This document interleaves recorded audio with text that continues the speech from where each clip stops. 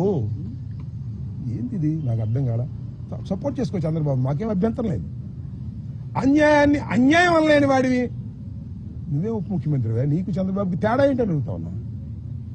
అంతేకాదు వాళ్ళ అన్నగారు నాగేంద్రబాబు గారు సీఎం తిడితే ముద్దు పెట్టుకుంటారు, జైల్లో పెట్టక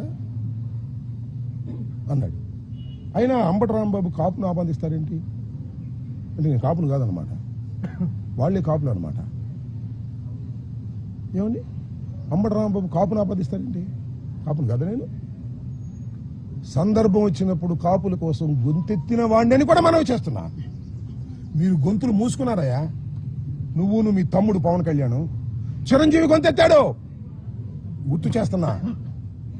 చంద్రబాబు నాయుడు కాపుల్ని బీసీలో చేరుస్తానని ప్రామిస్ చేస్తే చేర్చకపోతే ముద్రగడ పద్మనాభం ఉద్యమ శంఖాన్ని ఊదితే ముద్రగడ పద్మనాభాన్ని తీసుకెళ్లి హాస్పిటల్లో పెట్టి చిత్రహింసలు గురి చేస్తుంటే ఈ అంబటి రాంబాబు గొంతెత్తాడు కాపుల తరపున.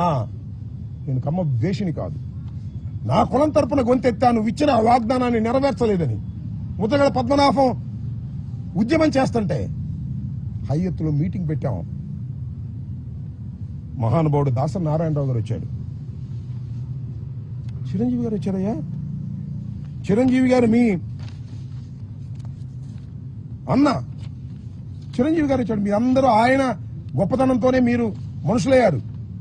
చిరంజీవి గారు వచ్చాడు, దాసనారాయణ గారు వచ్చాడు, బొత్స సత్యనారాయణ గారు కోఆర్డినేట్ చేశాడు. వెళ్ళి రిక్వెస్ట్ చేస్తే తోట చంద్రశేఖర్ గారు, సి రామచంద్రయ్య, పల్లవరాజు గారు, కన్నబాబు గారు అందరూ వచ్చారు. వచ్చి ఇప్పుడు ఒకటే చెప్పారు, వంగవీటి మోహన రంగారావును కోల్పోయాం గాని ముద్రగడ పద్మనాభాన్ని కోల్పోవడానికి సిద్ధంగా లేవు, ఖబర్దారని చిరంజీవి గారు మాట్లాడాడు, దాసనారాయణరావు గారు మాట్లాడాడు. ఎక్కడున్నారు అప్పుడు మీరు? ఏమండి నాగబాబు గారు, చాలా ఎత్తు పెరిగారు మీరు. ఎక్కడున్నారండి అప్పుడు? మీకు ఫోన్ల కోసం ట్రై చేస్తే దొరకలేదండి మీరు. పవన్ కళ్యాణ్ గారు దొరకలేదండి. ముద్రగడ పద్మనాభం గారు తర్వాత చెప్పాడు నాకు, ఎన్నిసార్లు ఫోన్ చేసినా పవన్ కళ్యాణ్ గారు ఎత్తట్లేదండి అని. నేను కాపులు నాయకుడని జగన్మోహన్ రెడ్డి అంటే ఈడెట్ట కాపోతాడంటావు నువ్వు. కాపుల కోసం గొంతెత్తిన వాడినయ్యా, కాపులకు అన్యాయం జరిగితే తప్పని చెప్పిన వాడినయ్యా. 10 మందిని పోగేసి హయత్లో మీటింగ్ పెట్టి ముద్రగడ పద్మనాభాన్ని కాపాడుకోవాలని ప్రయత్నం చేసినటువంటి మనసున్న వాడినయ్యా. నేను కమ్మ వ్యతిరేకని కాదయ్యా, కాపు కులంలో పుట్టాను కాబట్టి నా కులానికి అన్యాయం జరుగుతుంటే మాట్లాడాలని ప్రయత్నం చేసినటువంటి వ్యక్తిని కాపు కాదంటావా నువ్వు? మీరే కాపులా? మీరే కాపులా అంటున్నా. ఏమండి చంద్రబాబుని తిడితే అనుకోని కాసేపు కమ్మవారిని తిట్టినట్ట. ఏమండి చంద్రబాబుని తిడితే కమ్మవారిని తిట్టినట్ట. రాంబాబుని తిడితే రాంబాబు ఇల్లు తగలేస్తే, రాంబాబుని చంపడానికి ప్రయత్నం చేస్తే, రాంబాబు కారులు ధ్వంసం చేస్తే ఎవరిని చేసినట్టు అంటే నేను కులం లేని అనాథన ఈ రాష్ట్రంలో, నేను కులం లేని అనాథన ఈ రాష్ట్రంలో అని అడుగుతా ఉన్నా. నాకెవరు రియాక్ట్ కారని అనుకోకండి అని మనవి చేస్తున్నా. రియాక్ట్ అయ్యే రోజు ఒకటి వస్తుందని మనవి చేస్తున్నా. ఏంటి అన్యాయం? చంద్రబాబుని తిడితే కమ్మవారికి కోపం వస్తుంది, రాంబాబుని కొట్టినా తిట్టినా దౌర్జన్యం చేసినా ఎవరికి కోపం రాకూడదు. పవన్ కళ్యాణ్ గారు చెప్తున్నాడు, నాగేంద్రబాబు గారు చెప్తున్నారు, మీరెవరికి కోపం రావద్దండి. ఎన్నాళ్ళు తాగుతారయ్యా చంద్రబాబు నాయుడు మోచేతి నీళ్ళు? ఎన్నాళ్ళు తాగుతారు చెప్పండి? నీకు మంత్రి స్థానాన్ని ఎగ్గొట్టినా కూడా నువ్వేం మాట్లాడు. ఏమిటి అన్యాయం అని అడుగుతా ఉన్నా. గుర్తుపెట్టుకోండి, నేను చెప్తున్నా, every dog has its own day. ప్రతి కుక్కకి ఒక రోజు వస్తుంది, దిస్ ద సేయింగ్. ఈ రాంబాబు అనే కుక్కకి కూడా ఒక రోజు వస్తుంది. ఈ కులం లేని కుక్కకి కూడా ఒక కులం ఉంది, గుర్తుపెట్టుకోండి. లేదనుకోకండి. మీకే ఉందనుకోకండి. ఈ కులం లేని కుక్కకి కూడా ఒక కులం ఉంది ఈ రాష్ట్రంలో. కులాల ప్రస్తావన చేస్తుంది మీరు, నేను కాదు. గుర్తుపెట్టుకోండి చంద్రబాబు నాయుడు గారు. You monitored everything. ప్రతి క్షణము మీరు మానిటర్ చేశారు. పెమ్మసాని మానిటర్ చేశాడు. ఎస్పీ వచ్చాడు ఇక్కడికి, ఎస్పీని వెళ్ళిపోమన్నారు. సీఎం ఆఫీస్ నుంచి ఎస్పీ వెళ్ళిపోమన్నారు. ఎందుకంటే ఈ తగలేయడానికి సిద్ధంగా ఉన్నారు మా వాళ్ళు, మీరు ఉంటే బాగోదని పంపించారు. ఎప్పుడైనా చూశారండి 7 గంటలు 8 గంటల సేపు రవిడీజం చేస్తుంటే రోడ్డు మీద పోలీసులు కాపలా కాశారు. ఏమిటి అన్యాయం అంటున్నా. ఇంత దుర్మార్గమైనటువంటి కార్యక్రమం చేసి 18 రోజులు జైల్లో పెట్టారు. ఏం చేశారు మీరు? 18 రోజులు జైల్లో పెడితే రాంబాబు భయపడతాడా? రాంబాబు భయపడతాడా అంటున్నా.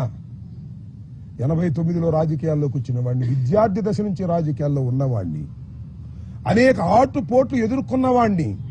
రాగానే నేనేది అందరం ఎక్కలా, కష్టపడి పైకి వచ్చా. విద్యార్థి దశ నుంచి కూడా నన్ను భయపెడతారా? కేసులు పెట్టి భయపెడతారా? కేసులు పెడితే భయపడతానా? జైల్లో ఉంటే భయపడతానా? 18 రోజులకే బెయిల్ వచ్చింది. 18 మాసాలకు వచ్చిన ఈ అంబటి రాంబాబు చెక్కు చెదరడని కూడా మనం చేస్తున్నాం. రెడ్ బుక్ లో అంతవరకే రాశారా? నాకు ఇది ఇన్ఫర్మేషన్ ఉంది. ఎలిమినేట్ చేసేయాలని కూడా రాశారట. పోలీసుల సహకారంతో చంపేయాలని కూడా రాశారంట.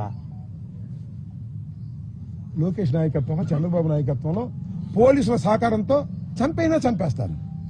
ఎందుకంటే పోలీసుల సహకారంతో మనుషుల్ని హత్య చేసేటటువంటి అలవాటు ఉంది చంద్రబాబు నీకు. ఆ అలవాటే మీ అబ్బాయికి వచ్చింది. చూస్తా అది కూడా. ఈ వైఎస్ఆర్ కాంగ్రెస్ పార్టీలో జగన్మోహన్ రెడ్డి గారి వెంట ఉండి నేను మాటకి చీటికి మాటకి పార్టీలు మార్చిన వాడిని కాదు. ఆ రోజున కాంగ్రెస్ లో డాక్టర్ వైఎస్ రాజశేఖర రెడ్డి వెంట ఉన్నాను. రాజశేఖర రెడ్డి గారు మరణించిన తర్వాత జగన్మోహన్ రెడ్డి వెంట నడుస్తున్నాను. చీటికి మాటికి పార్టీలు మార్చి అధికారం ఎక్కడుంటే అక్కడ తాపత్రయపడేటటువంటి వ్యక్తిని కాదు. కష్టాన్ని నష్టాన్ని భరించగలిగినటువంటి వ్యక్తిని.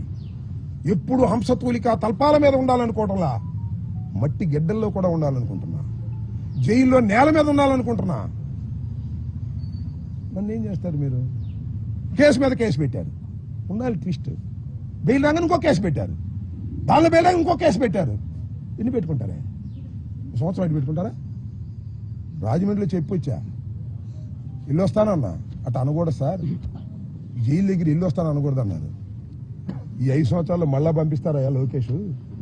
నేను సిద్ధంగా ఉన్నాను రావడానికి అని కూడా చెప్పా. I don't care. తగ్గను. ఎన్ని కేసులు పెట్టుకున్నా తగ్గను. సావనైనా చస్తాను గాని ఈ అంబటి రాంబాబు తగ్గే ప్రశ్నే రాదు.